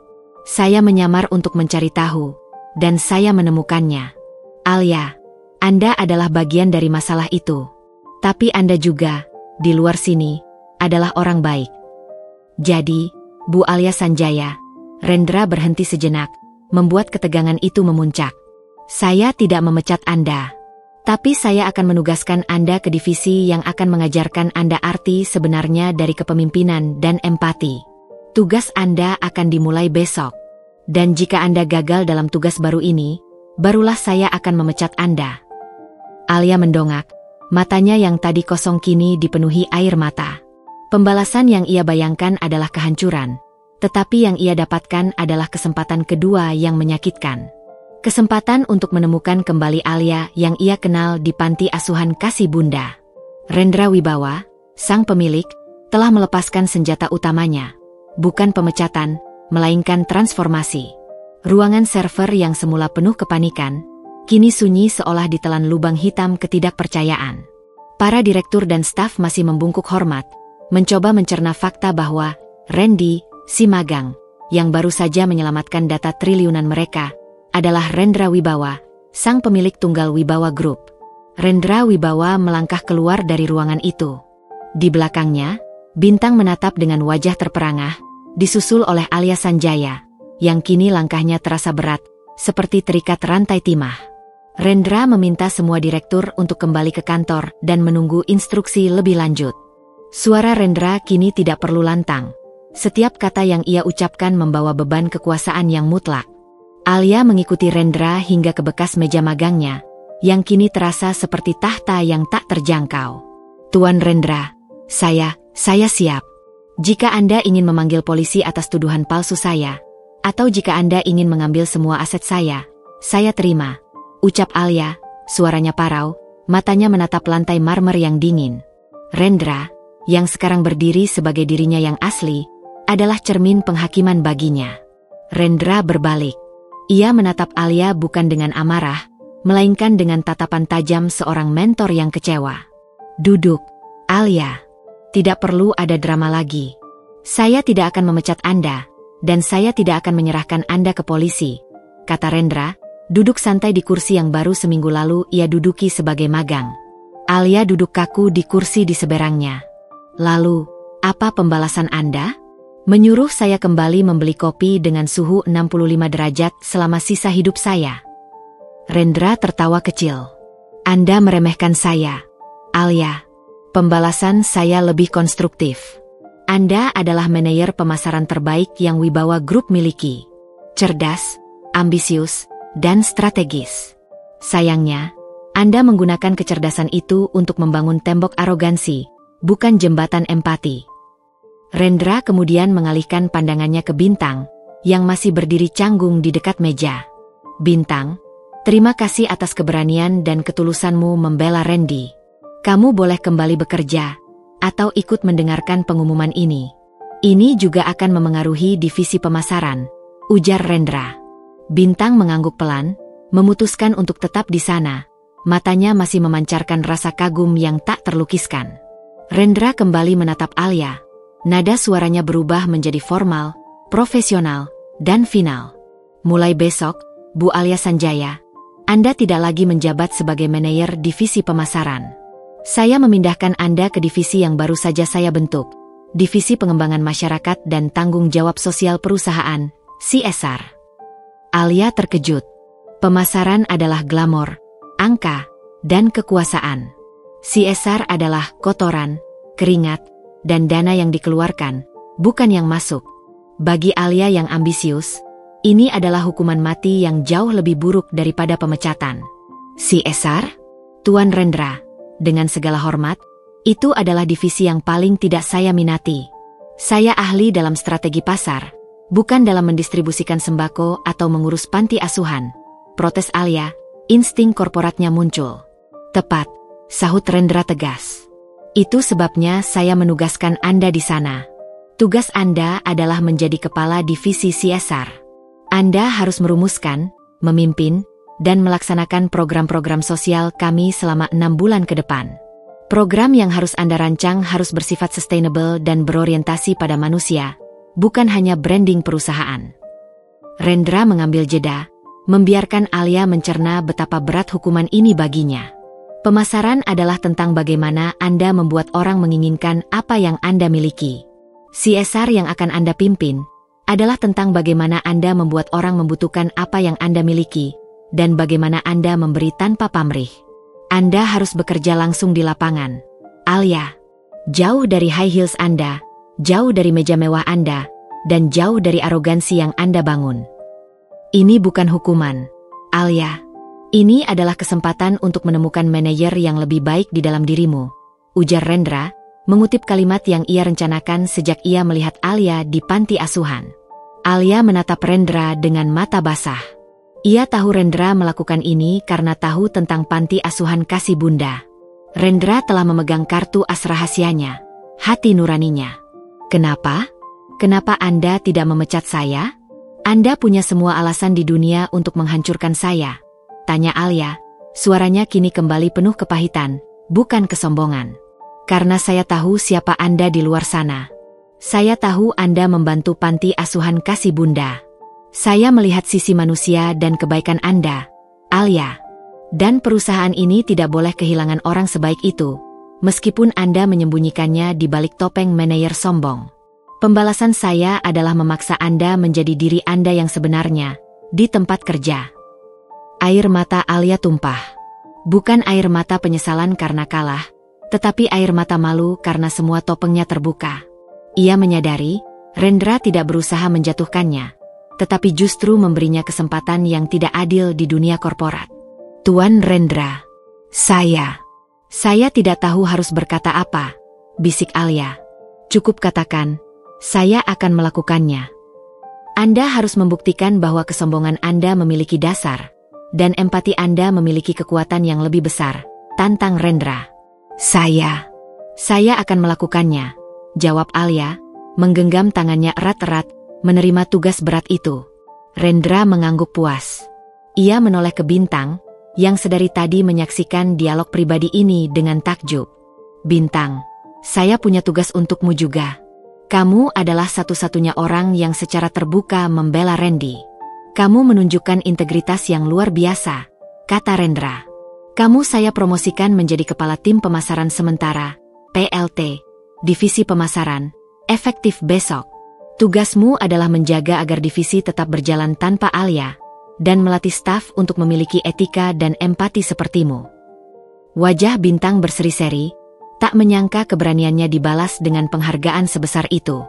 Tuan Rendra, saya tidak tahu harus berterima kasih bagaimana. Cukup panggil saya Rendra, Bintang. Mulai sekarang, kita semua membangun budaya baru, ucap Rendra sambil tersenyum hangat, senyum yang menunjukkan betapa ia menghargai ketulusan Bintang. Rendra telah menyelesaikan pembalasan pertamanya, menghukum Alia dengan tugas yang memanusiakan, dan menghargai Bintang dengan promosi yang tulus. Di ujung kantor, di meja yang dulu ia pakai, Rendra Wibawa kembali mengeluarkan kacamata tebalnya, memandang ke arah Alia yang kini berdiri menatap meja barunya di pojok ruangan dengan tatapan putus asa dan Bintang yang sibuk mengurus promosi barunya. Rendra tahu, tugas Alia di divisi CSR akan sangat berat, dan di sana Alia harus berhadapan dengan masalah sosial ekonomi yang sama sekali berbeda dengan grafik penjualan.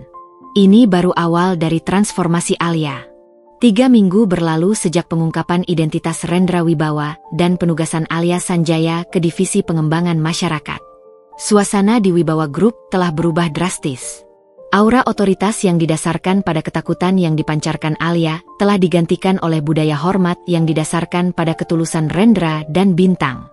Rendra, meskipun telah kembali ke kantornya sebagai pemilik, sering menyempatkan diri turun ke lantai, berbincang santai dengan staf, bahkan kadang duduk sebentar di meja Bintang, yang kini menjabat sebagai PLT, Kepala Tim Pemasaran. Hubungan Rendra dan Bintang telah berkembang dari rekan kerja yang bersekutu menjadi hubungan yang hangat, diwarnai tawa dan saling dukung.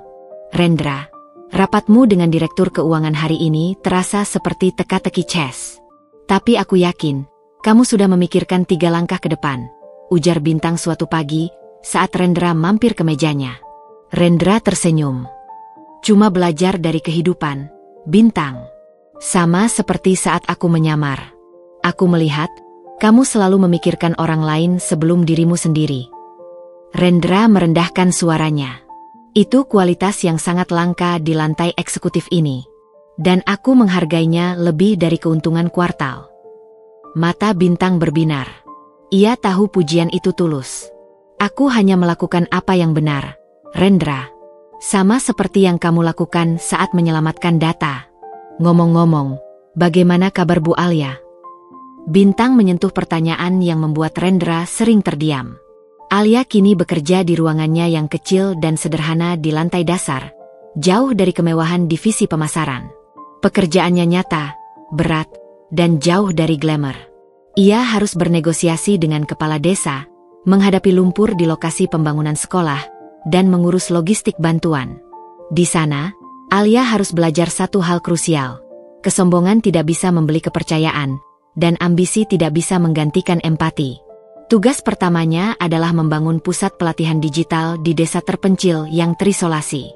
Alia, yang terbiasa memberi perintah lewat email, kini harus berbicara langsung dengan warga desa yang skeptis dan pemimpin lokal yang sulit dibujuk. 1 minggu pertama, Alia gagal total. Ia mencoba pendekatan korporat, presentasi PowerPoint yang canggih dan janji-janji muluk. Warga desa hanya menatapnya dengan curiga. Alia kembali ke kantor dengan pakaian kotor, sepatu bot berlumpur, dan kekecewaan yang nyata. Ia meminta bertemu Rendra.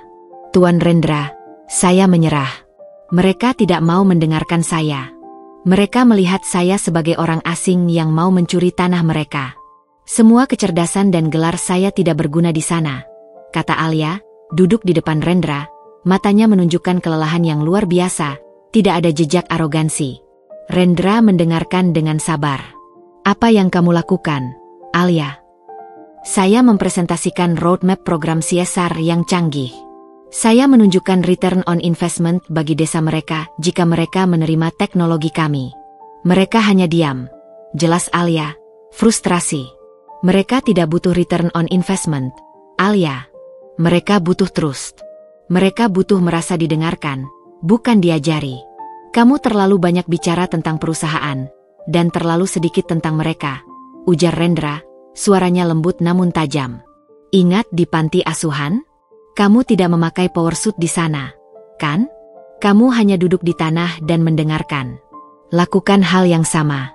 Bekerja dengan hati, bukan dengan spreadsheet." Nasihat Rendra menohok Alia. Ia kembali ke desa keesokan harinya. Kali ini, ia meninggalkan laptop dan high heels-nya di kantor. Ia hanya membawa dirinya dan, yang paling penting, telinganya.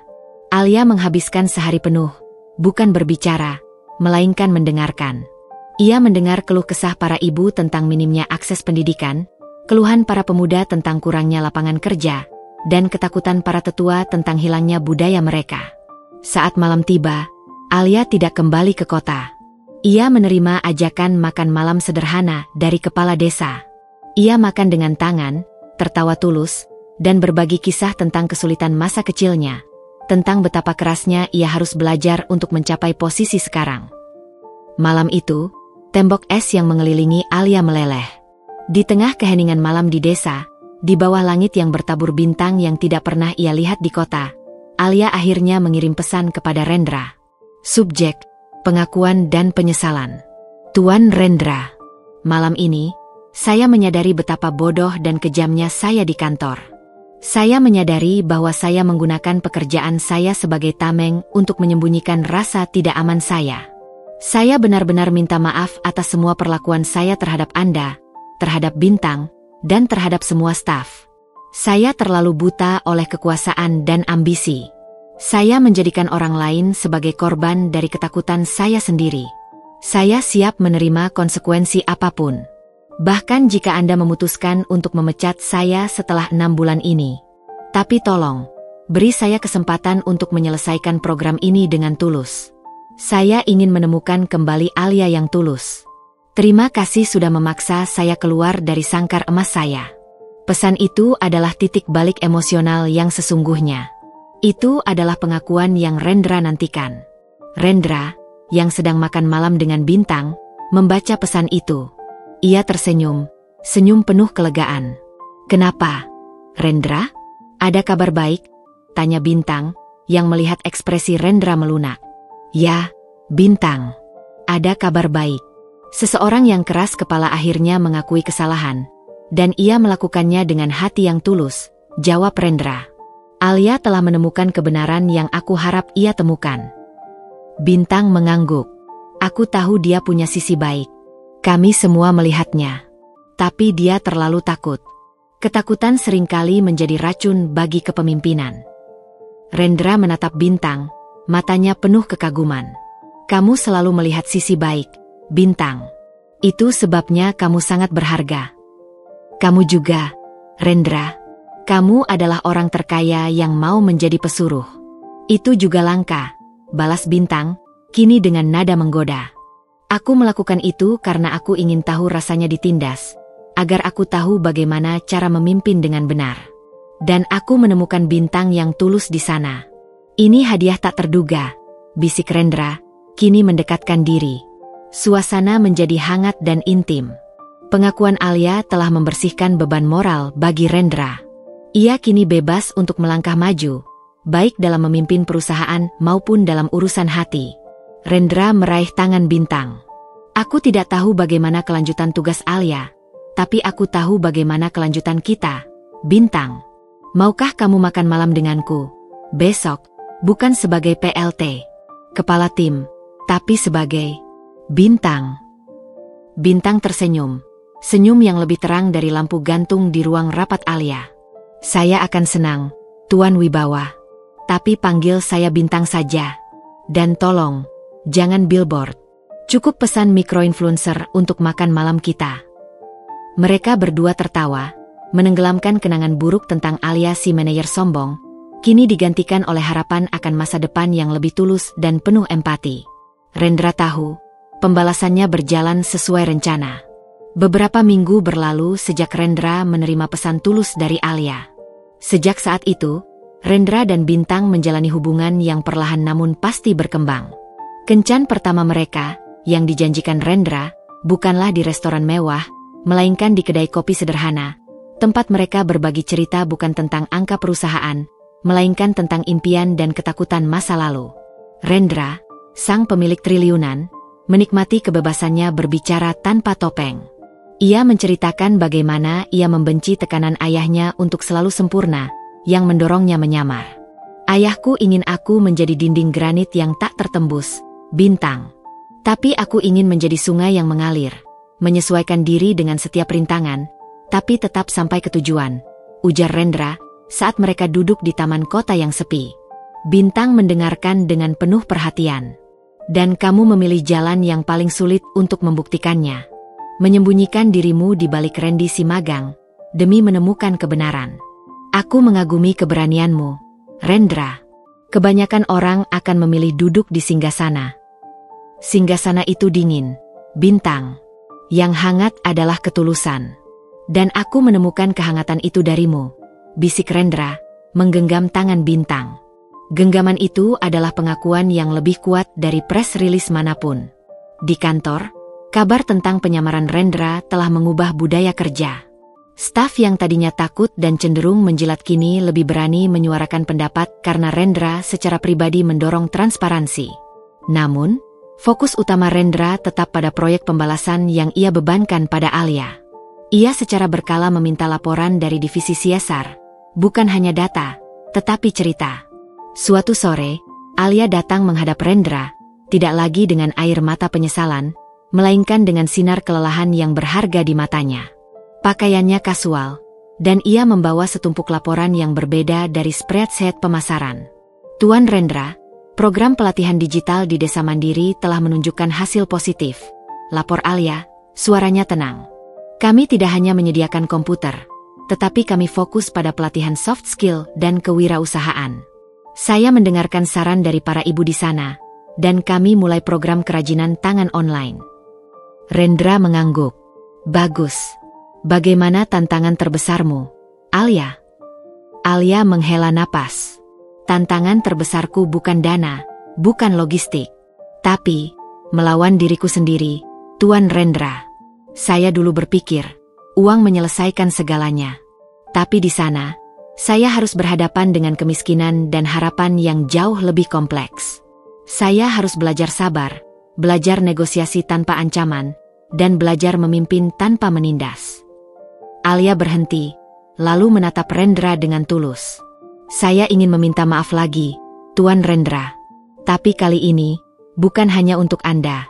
Saya ingin meminta maaf pada Bintang. Saya tahu betapa kasarnya saya padanya. Saya ingin menebusnya. Saya menghargai niat Anda, Alia. Dan saya yakin Bintang akan menghargai ketulusan Anda, jawab Rendra. Tak lama kemudian, Alia memberanikan diri menemui Bintang di mejanya. Bintang yang kini menjabat PLT, kepala tim, menyambut Alia dengan senyum yang ramah, namun sedikit hati-hati. Bintang, Saya tahu permintaan maaf tidak akan menghapus semua perlakuan buruk saya kepadamu. Saya menjadikanmu dan Randy, yang saat itu saya kenal sebagai Randy, sebagai pelampiasan ambisi yang salah arah, ujar Alia, suaranya lembut, tanpa ada jejak arogansi manajer Alia yang lama. Bintang berdiri, menatap mantan atasannya yang kini terlihat seperti rekan kerja. Bu Alia, aku tidak akan melupakan semua hinaan itu. Tapi aku melihat perjuanganmu di divisi CSR. Aku melihat pengakuanmu yang tulus. Dan itu jauh lebih berharga daripada permintaan maaf lisan. Kamu benar, Bintang. Perlakuanmu padaku saat itu sungguh tidak adil. Jika kamu mau, saya akan membantu divisi pemasaran dengan strategi offline yang selama ini saya kuasai untuk mendukung kepemimpinanmu. Saya tidak ingin gaji saya sekarang sia-sia, tawar Alia. Bintang tersenyum, mengulurkan tangan. Saya akan dengan senang hati menerima bantuan Anda, Bu Alia. Terima kasih. Dan tolong, jangan khawatir. Kami semua melihat perubahan Anda. Di hari yang sama, Rendra mengumpulkan keberanian untuk langkah selanjutnya dalam hubungannya dengan Bintang. Ia tahu Bintang menghargai kejujuran dan ketulusan di atas segalanya. Rendra mengajak Bintang makan siang di rooftop kantor, tempat yang selama ini tertutup bagi karyawan biasa. Bintang, kamu tahu, aku menyamar di sini untuk mencari kebusukan. Tapi yang kudapatkan adalah cahaya darimu, kata Rendra, menatap Bintang lekat-lekat. Kamu terlalu berlebihan, Rendra, balas Bintang, tersipu malu. Tidak, aku tidak berlebihan. Aku telah melihatmu membela Randy, aku melihat integritasmu di tengah drama, dan aku melihat hatimu yang selalu memikirkan orang lain. Aku tidak jatuh cinta pada PLT kepala tim. Aku jatuh cinta pada Bintang yang tulus, yang berani melawan manajer sombong, bahkan tanpa tahu siapa Randy sebenarnya. Rendra kemudian mengeluarkan kotak kecil beludru dari sakunya. Itu bukan cincin berlian besar yang biasa dibayangkan orang dari seorang triliuner, tetapi cincin sederhana dengan ukiran RW dan B yang dibuat khusus. Aku tahu ini terlalu cepat, Bintang. Tapi aku tidak ingin kehilanganmu. Aku ingin membangun bukan hanya perusahaan yang lebih baik, tapi juga masa depan yang lebih baik, bersamamu. Maukah kamu menjadi pendamping hidupku? Tanya Rendra, menatap mata Bintang yang kini berkaca-kaca. Air mata Bintang jatuh. Rendra, kamu tidak perlu cincin mewah. Kamu hanya perlu ketulusan, dan kamu sudah membuktikannya. Tentu saja, aku mau. Tapi berjanjilah, kamu tidak akan menyamar lagi jadi tukang kopi, ujar Bintang, setengah tertawa, setengah menangis. Rendra tersenyum lebar. Ia memakaikan cincin itu di jari Bintang. Di rooftop yang dulunya hanya digunakan untuk acara perusahaan yang formal, kini menjadi saksi janji cinta yang tulus, yang lahir dari penyamaran dan drama korporat yang tak terduga. Di divisi CSR, Alia yang baru saja kembali dari lapangan, melihat pasangan itu dari jendela. Tidak ada rasa cemburu di matanya, hanya rasa syukur. Ia bersyukur karena Rendra dan Bintang telah menunjukkan padanya bahwa kebahagiaan sejati tidak ditemukan di puncak piramida korporat, melainkan di kedalaman hati yang tulus. Ia kembali ke mejanya, mengambil laporan, dan mulai merencanakan program CSR berikutnya. Kini didorong oleh empati sejati, bukan lagi ambisi egois. Transformasinya telah lengkap. 6 bulan telah berlalu. Periode 6 bulan yang ditetapkan Rendra Wibawa sebagai masa hukuman transformatif bagi Alia Sanjaya telah mencapai akhir. Selama waktu itu, divisi pengembangan masyarakat yang dipimpin Alia bukan lagi sekadar divisi buangan, melainkan jantung moral Wibawa Group. Alia, yang kini jauh lebih kurus dan kulitnya sedikit menghitam karena sering di lapangan, mempresentasikan laporan akhir program CSR-nya di hadapan Dewan Direksi. Ia tidak menggunakan PowerPoint yang canggih, melainkan foto-foto dan video yang mengharukan. Video anak-anak desa yang tersenyum menggunakan fasilitas digital, rekaman tawa para ibu saat produk kerajinan tangan mereka berhasil diekspor, dan kesaksian tulus dari Suster Maria dari Panti Asuhan Kasih Bunda. Program CSR kami telah mencapai keuntungan non-finansial terbesar yang pernah dimiliki Wibawa Group, ujar Alia, suaranya tenang dan penuh keyakinan. Kami berhasil mendirikan 3 pusat pelatihan digital, meningkatkan pendapatan 50 keluarga petani melalui pelatihan e-commerce, dan yang terpenting, kami membangun jembatan kepercayaan antara Wibawa Group dan masyarakat. Saya bangga dengan divisi ini, yang mengajarkan saya bahwa kekuatan sejati seorang pemimpin terletak pada dampaknya terhadap kehidupan orang lain, bukan pada jumlah orang yang ia takuti. Para direktur, termasuk Pak Wijaya yang pernah ingin memecat Randy, memberikan tepuk tangan yang tulus dan meriah. Mereka melihat perubahan total pada Alia, dari manajer yang dingin menjadi pemimpin yang menginspirasi. Setelah rapat selesai, Rendra menemui Alia. "Selamat, Alia. Kamu berhasil. Dan ini melampaui ekspektasi saya," ujar Rendra, matanya memancarkan rasa hormat. Alia tersenyum lelah namun bahagia. "Terima kasih, Tuan Rendra."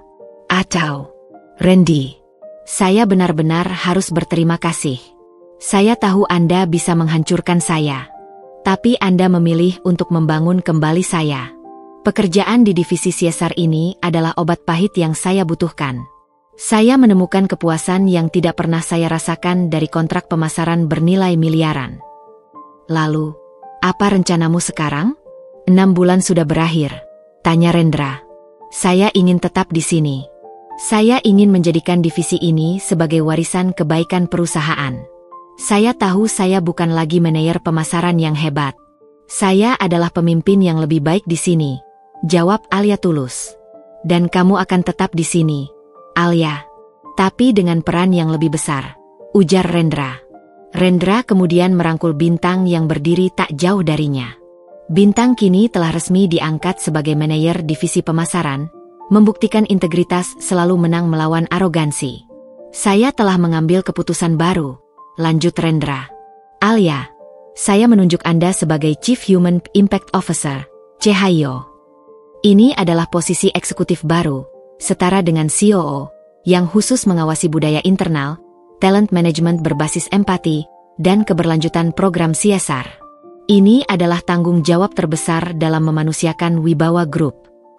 Alia terkejut, air matanya kembali tumpah. Bukan karena takut atau malu, tapi karena rasa haru.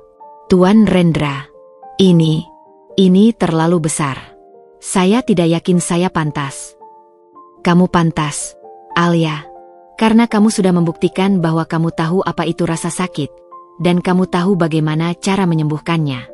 Kepemimpinan terbaik lahir dari empati, bukan kekuasaan. Sekarang, tunjukkan pada perusahaan ini bagaimana cara memimpin dengan hati," Rendra meyakinkan. Saat Rendra dan Alia sedang berbicara, Bintang mendekat.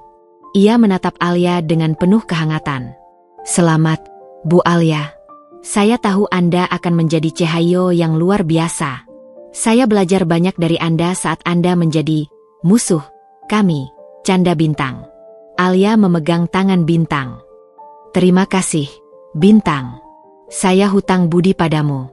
Tanpa keberanianmu membela magang yang aneh itu, saya mungkin sudah lama dipecat. Dan tanpa kamu menjadi manajer pemasaran yang jujur, saya tidak akan punya tempat untuk kembali. Kita semua adalah satu tim sekarang, Bu Alia. Sebuah tim yang belajar dari kesalahan dan membangun dari ketulusan," jawab Bintang. Ketiga orang itu, sang pemilik, mantan manajer sombong yang kini bertransformasi, dan manajer baru yang tulus, berdiri bersama. Kebersamaan mereka adalah simbol budaya perusahaan yang telah lahir kembali. Rendra kemudian mengumumkan kabar gembira lainnya kepada Bintang. "Bintang, saya sudah bicara dengan orang tuamu. Mereka sangat senang dan merestui," bisik Rendra, wajahnya berseri-seri. "Aku ingin mengakhiri drama penyamaran ini dengan peresmian yang tulus.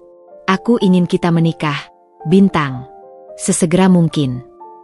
Bintang tersenyum, pipinya merona. "Aku juga ingin, Rendra. Tapi jangan terlalu cepat. Kita harus merayakan transformasi Alia dulu. Dan kamu harus melunasi janjimu yang lain." "Janji apa?" tanya Rendra, pura-pura bingung. "Janji bahwa aku adalah micro-influencer paling berharga di hidupmu. Kamu harus menunjukkan itu pada seluruh dunia," goda Bintang. Rendra tertawa bahagia. "Tentu. Aku akan membuktikannya di pesta peresmian Wibawa Group yang baru." Rendra memutuskan untuk mengadakan pesta besar, bukan untuk merayakan keuntungan, melainkan untuk meresmikan budaya perusahaan yang baru, dengan Alia sebagai Cahyo dan Bintang sebagai manajer pemasaran.